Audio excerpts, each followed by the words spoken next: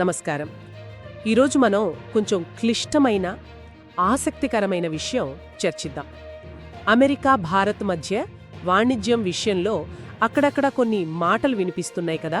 అవును అవును సరిగ్గా అదే సమయంలో పాకిస్తాన్, అమెరికా, భారత్ ఈ మూడు దేశాల మధ్య సంబంధాలు కూడా కొంచెం మారుతున్నట్టు కనిపిస్తోంది.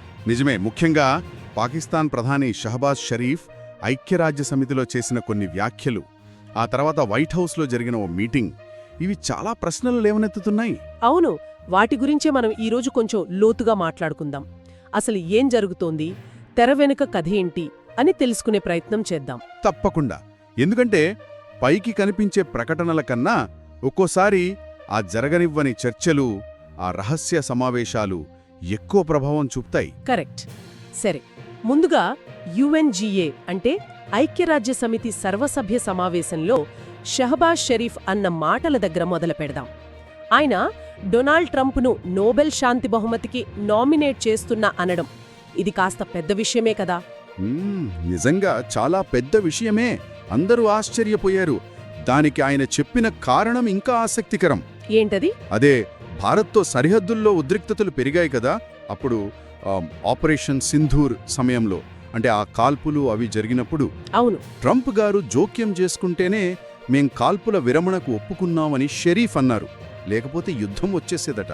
ఓ, అందుకే ట్రంప్ శాంతికి అసలు సిసలు రూపం, నోబెల్కి అర్హుడు అని ఆ రేంజ్లో చెప్పారన్నమాట. అంటే పాకిస్తాన్ చాలా స్పష్టంగా చెబుతోంది ఆ కాల్పుల విరమణ క్రెడిట్ ట్రంప్దే అని. సరే, ఇది యుఎన్లో జరిగింది. మరి అదే సమయంలో వైట్ హౌస్లో ఏం జరిగింది? అక్కడే ఉంది అసలు విషయం. ట్రంప్తో పాక్ ప్రధాని షరీఫ్, వాళ్ళ ఆర్మీ చీఫ్ మునీర్ కూడా కలిశారు. ఆర్మీ చీఫ్ కూడానా? అవును. అమెరికా విదేశాంగ మంత్రి మార్కో రూబియో కూడా ఉన్నారని సమాచారం. ఓ గంటన్నర పైనే మాట్లాడారట. కానీ మీడియాకి నో ఎంట్రీ. ఏం చర్చించారో బయటకు చెప్పలేదు. గంటన్నర రహస్య సమావేశం. పాక్ ప్రధాని, ఆర్మీ చీఫ్, ట్రంప్, అమెరికా విదేశాంగ మంత్రి. ఇది మామూలు విషయం కాదు. దీని వెనక ఏముండొచ్చంటారు? అదే ఇప్పుడు అందరి మధ్యలో మెదులుతున్న ప్రశ్న. అంటే ఒక పక్క భారత్, అమెరికా మధ్య, ముఖ్యంగా రష్యా నుంచి చమురు కొనడం లాంటి వాటిపై చిన్న చిన్న భేదాభిప్రాయాలు ఉన్నాయనే ఊహాగానాలు వస్తున్నాయి. అవును, ఆ వార్తలు వింటున్నాం. ఈ టైంలో పాకిస్తాన్ దీన్ని ఓ అవకాశంగా చూస్తోందా?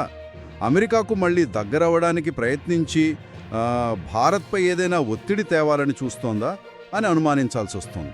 అంటే ఇది పాకిస్తాన్ ఎత్తుగడ అనుకుందాం. మరి ట్రంప్ కోణమేంటి? ఆయన ఎందుకు పాకిస్తాన్తో ఇంత రహస్యంగా సమావేశమయ్యారు? భారత్కేదైనా మెసేజ్ పంపడానికా? ఏమో చెప్పలేం. ట్రంప్ స్టైలే వేరు కదా. ఆయన ఒకేసారి 2 పడవల మీద కాళ్లు పెట్టగలరు. భారత్తో స్నేహమున్నా పాకిస్తాన్ను పూర్తిగా వదులుకోకుండా దాన్ని కూడా ఒక కార్డ్లా వాడుకోవచ్చు. లేదా అమెరికాలో ఉన్న పాకిస్తానీ ఓటర్లను ఆకట్టుకునే ప్రయత్నం కూడా కావచ్చు. ముఖ్యంగా అమెరికా భారత్ బంధం కాస్త బలహీనపడిందనే భావన ఉన్నప్పుడు పాకిస్తాన్ తన ప్రాధాన్యతను గుర్తు చేయడానికి ఇదే మంచి సమయం అని భావించి ఉండొచ్చు. అయితే ఈ కాల్పుల విరమణ దగ్గర అసలు కథ వేరే ఉంది కదా. పాకిస్తాన్ ట్రంప్ పేరు చెప్తుంటే భారత్ ఏమంటోంది? అవును, ఇక్కడే అసలు ట్విస్ట్. భారత్ మొదట్నుంచి చాలా స్థిరంగా ఒకే మాట చెప్తోంది.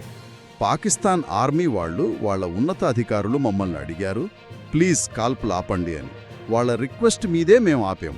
ఇందులో ఏ మూడో దేశం, అంటే అమెరికా గాని ట్రంప్ గాని ఎవరి ప్రమేయమూ లేదని భారత్ చాలా చాలా స్పష్టంగా చెప్తోంది. అంటే ట్రంప్ గతంలో నేనే మధ్యవర్తిత్వం చేశానని చెప్పినప్పుడు కూడా భారత్ ఖండించింది కదా. ఖచ్చితంగా ఖండించింది. లేదు, మీ జోక్యమే లేదు అని తేల్చి చెప్పింది.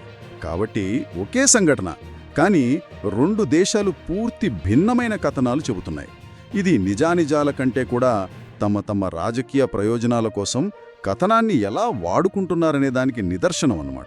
ఓ, అంటే ఒకవైపేమో యుఎన్లో ట్రంప్కి భజన, నోబెల్ నామినేషన్, మరోవైపు వైట్ హౌస్లో రహస్య భేటీ, ఇంకోవైపు కాల్పుల విరమణపై పూర్తి విరుద్ధమైన వాదనలు.